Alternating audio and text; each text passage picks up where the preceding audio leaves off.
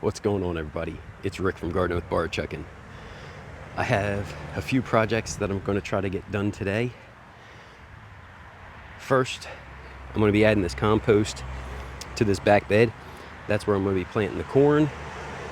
I did get the insect netting and I finally got my clips in, so I'm going to be putting that up completely today. I have some plants that I want to go ahead and get planted out into the garden bed.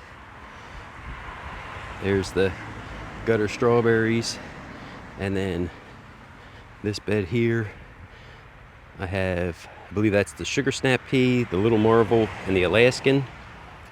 I have the lettuce that I went ahead and started in the soil blocks.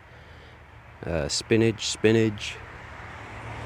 That's a volunteer. I got Swiss chard there, and then I have the freckled lettuce here. And I planted the arugula from the soil blocks in the back there. I have a bunch of projects to get done today. Hopefully I can get most of them, if not all of them, done. And I figured I'd just quick show you. So we'll see how many I get done today.